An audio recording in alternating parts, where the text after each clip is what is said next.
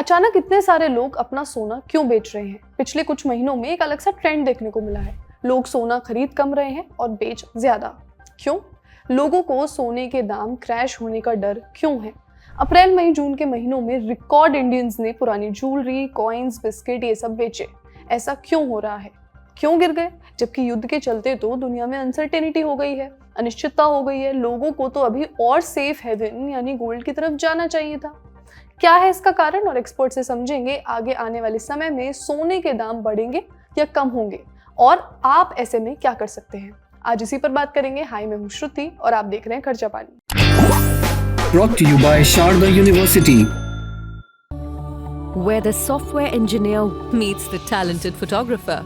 The world comes together at Sharda University. आज 10 ग्राम सोने का दाम 1,40,000 के करीब है। कुछ महीने पहले ये 1,70,000 के पास था और अब इंडस्ट्री में काफी लोगों का फोरकास्ट ये आ रहा है कि 1,20,000 तक भी जा सकता है। क्या गोल्ड का बूम खत्म हो गया है? India Boolean and jewellers association यानी IBJA के मुताबिक अप्रैल, मई, जून इसमें भारतीय लोगों ने करीब 50 टन पुराना सोना बेचा है। ये पिछले साल इसी वक्त के मुकाबले करीब 43% ज्यादा है। यानी इस बार लोग सिर्फ पुरानी ज्वेलरी बदलवाने नहीं जा रहे बल्कि उसे बेचकर सीधे कैश में कन्वर्ट कर रहे हैं। पहले लोग सोना खरीद कर घर ले जाते थे, अब घरों से सोना निकलकर बाजार में वापस आ रहा है। अब सवाल कि ऐसा हो क्यों रहा है?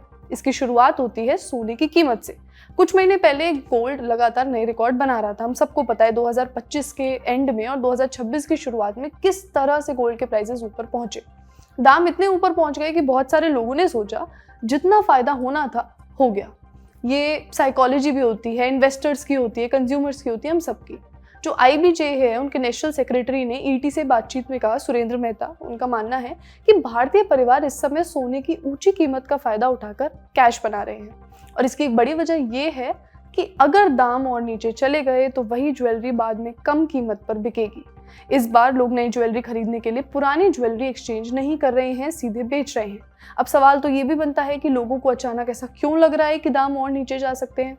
इसके लिए हमें थोड़ा पीछे चलना पड़ेगा। 2025 के एंड में और इस साल गोल्ड की कीमत सिर्फ इंडिया में नहीं पूरी दुनिया में तेजी से बढ़ी। उसकी पहली वजह थी दुनिया का माहौल। पिछले कुछ महीनों में दुनिया के अलग अलग हिस्सों में तनाव बढ़ा।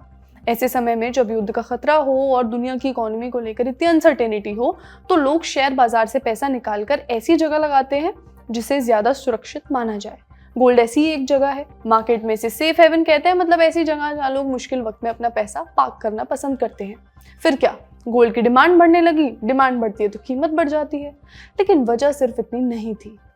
अब एंट्री हो रही है अमेरिका के फेड की। जैसे भारत का सेंट्रल बैंक है रिजर्व बैंक ऑफ इंडिया, वैसे अमेरिका का है फेडरल रिजर्व। और फेड क्या करेगा, इस पर पूरी दुनिया की नजर रहती है। क्यों? क्योंकि दुनिया का सबसे बड़ा फाइनेंशियल मार्केट अमेरिका है और फेड क्या करेगा, इस पर पूरी दुनिया की नजर रहती है। क्यों? क्योंकि दुनिया का सबसे बड़ा फाइनेंशियल मार्केट अमेरिका है। अगर वहां ब्याज दरें बदलती हैं तो उसका असर दुनिया भर के share, bond, dollar, gold, metals सभी मार्केट्स पर पड़ता है। एक तीर से बहुत सारे निशाने। तो फेड जब अपनी इंटरेस्ट रेट को लेकर कोई भी डिसीजन लेने वाला होता है, सारे मार्केट्स की धड़कन बढ़ जाती है। मान लीजिए आपके पास पैसा है, एक तरफ गोल्ड है जो कोई ब्याज नहीं देता लंबे समय पर, लेकिन उसकी कीमत बढ़ जाती है। दूसरी तरफ बैंक, बॉन्ड्स या फिर दूसरी ऐसी जगह जहां आपको फिक्स्ड रिटर्न मिलता हो, एक फिक्स्ड इंटरेस्ट रेट मिलता हो। अब अगर वहां वाला मिलने वाला जो फिक्स्ड इंटरेस्ट रेट है वो रिटर्न बढ़ जाए तो बहुत से लोग गोल्ड से पैसा निकालकर वहां लगा देते हैं। यही वजह है कि जब मार्केट को लगता है कि फेड ब्याज दरें कम नहीं करेगा बल्कि लंबी समय तक ऊंची रख सकता है और आगे बढ़ा भी सकता है, तो गोल्ड पर दबाव आना शुरू हो जाता है। एक और चीज है जिसने गोल्ड की चाल बदल दी, अमेरिकी डॉलर। दुनिया में गोल्ड की कीमत डॉलर से तय होती है, इसलिए जब डॉलर मजबूत होता है तो दूसरे देशों के लोगों के लिए गोल्ड खरीदना महंगा पड़ने लगता है। डिमांड थोड़ी कम होती है और इसका असर कीमतों पर भी दिखने लगता है। यानी इस समय गोल्ड पर दो तरफ से दबाव है। एक तरफ फेड को लेकर जो उम्मीदें हैं, एक्सपेक्टेशंस हैं उससे, दूसरी तरफ जो मजबूत डॉलर है उससे। और यही वजह है कि रिकॉर्ड ऊंचाई पर पहुंचने के बाद अब गोल्ड में गिरावट देखने को मिल रही है। लेकिन क्या इसका मतलब ये है कि गोल्ड क्रैश होने वाला है? गोल्ड प्राइसेस क्रैश होने वाले हैं?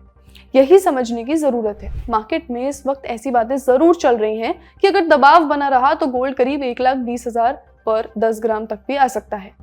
यहीं पर फर्क समझना जरूरी है, करेक्शन में और क्रैश में। करेक्शन का मतलब होता है, करेक्शन एक ऐसी चीज है जो हर मार्केट में होती है। इसका मतलब किसी चीज के दाम जो बहुत तेजी से ऊपर चले गए थे, अब वो थोड़ा नीचे आ रहे हैं, नॉर्मल हो रहे हैं, अपने नॉर्मल पेस पर आ रहे हैं।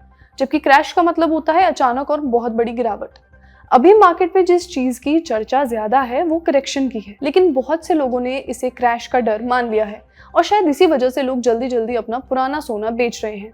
आइए एक्सपर्ट से समझते हैं कि पूरी सिचुएशन है क्या। लोग सोना बेच के यहाँ पे कैश पे आने को प्रेफर किए, क्या वो कारण थे? अगर आप देखें तो आईएनआर यहाँ पे डेप्रिशिएट होके काफी 97 तक आ गया था। इससे भी हमारा बाजार जो था वो प्रीमियम पे था।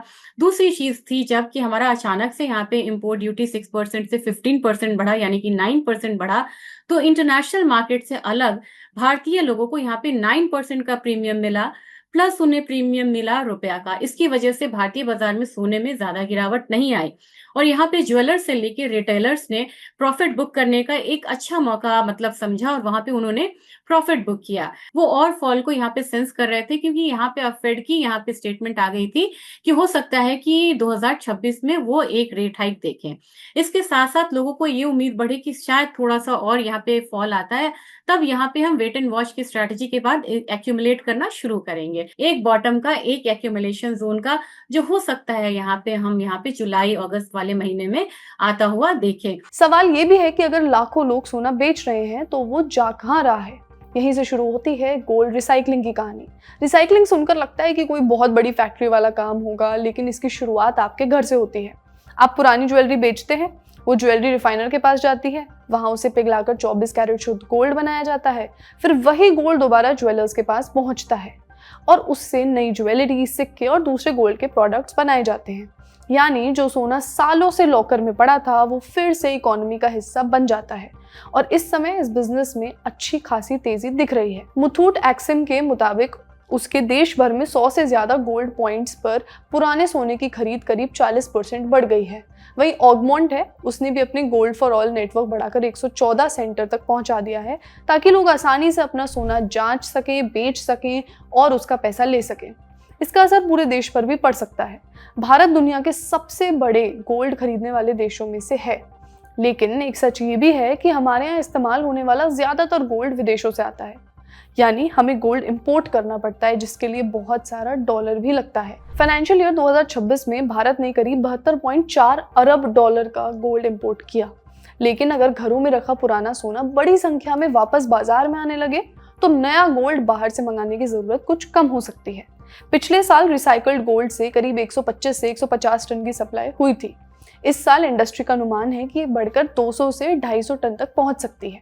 अब वापस वहीं आते हैं जहां से हमने शुरुआत की थी कि इतने सारे भारतीय अपना सोना बेच क्यों रहे, क्योंकि उन्हें लग रहा है कि रिकॉर्ड ऊंचाई के बाद अब दाम और नीचे जा सकते हैं और अपना कैश सेव कर लो। कुछ लोगों को कैश की जरूरत है और कुछ लोग इंतजार करने का जोखिम नहीं लेना चाहते। सबके अपने अपने खर्चे होते हैं।